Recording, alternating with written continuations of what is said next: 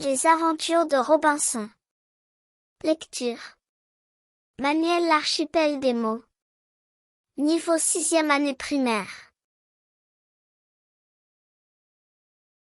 À la fin de l'après-midi du 29 septembre 1759, le ciel noircit tout à coup dans la région de l'archipel Juan Fernández, à 600 km environ au large des côtes du Chili.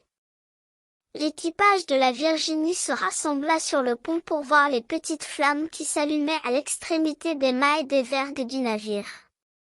C'étaient des feux sans helme, un phénomène dû à l'électricité atmosphérique et qui annonce un violent orage.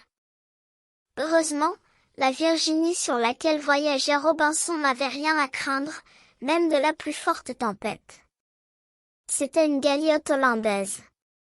Un bateau plutôt rond, avec une mâture assez basse, donc lourd et peu rapide, mais d'une stabilité extraordinaire par mauvais temps. Aussi le soir, lorsque le capitaine Van Dessel vit un coup de vent faire éclater l'une des voiles comme un ballon, il ordonna à ses hommes de replier les autres voiles et de s'enfermer avec lui à l'intérieur, en attendant que ça se passe.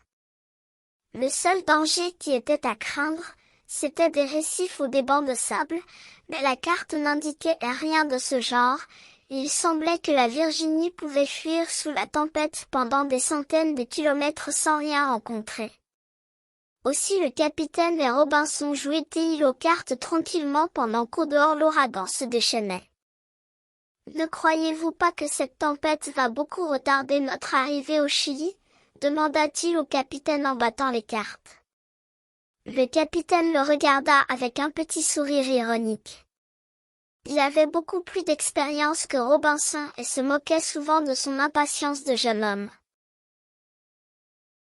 Quand on entreprend un voyage comme celui que vous faites, lui dit-il après avoir tiré une bouffée de sa pipe, on part quand on le veut, mais on arrive quand Dieu le veut. Contre les éléments déchaînés, il n'y a rien à faire. Alors on ne fait rien. On s'en remet au destin.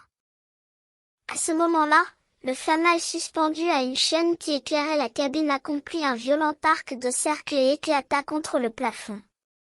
Avant que l'obscurité totale se fasse, Robinson eut encore le temps de voir le capitaine plonger la tête la première par-dessus la table.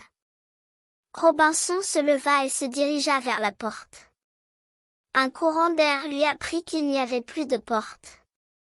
Ce qu'il y avait de plus terrifiant après le tangage et le roulis qui durait depuis plusieurs jours, c'était que le navire ne bougeait plus du tout. Il devait être bloqué sur un banc de sable ou sur des récifs. Dans la vague lueur de la pleine lune balayée par des nuages, Robinson distingua sur le pont un groupe d'hommes qui s'efforçaient de mettre à l'eau un canot de sauvetage. Il se dirigeait vers eux pour les aider, quand un choc formidable ébranla le navire. Aussitôt après, une vague gigantesque croula sur le pont et balaya tout ce qui s'y trouvait, les hommes comme le matériel.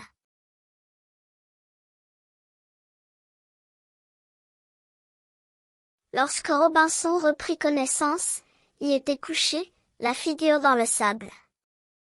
Une vague déferla sur la grève mouillée et vint lui lécher les pieds. Il se laissa rouler sur le dos. Des mouettes noires et blanches tournoyaient dans le ciel redevenu bleu après la tempête. Robinson s'assit avec effort et ressentit une vive douleur à l'épaule gauche. La plage était jonchée de poissons morts, de coquillages brisés et d'algues noires rejetées par les flots. À l'ouest, une falaise rocheuse s'avançait dans la mer et se prolongeait par une chaîne de récifs. C'était là que se dressait la silhouette de la Virginie avec ses mâts arrachés et ses cordages flottant dans le vent. Robinson se leva et fit quelques pas. Il n'était pas blessé, mais son épaule contusionnée continuait à lui faire mal. Comme le soleil commençait à brûler, il se fit une sorte de bonnet en roulant de grandes feuilles qui croissaient au bord du rivage. Puis il ramassa une branche pour s'en faire une canne et s'enfonça dans la forêt.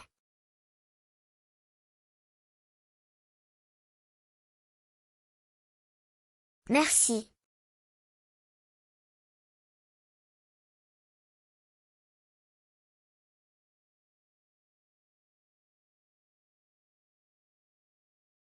Don't forget to subscribe to the channel.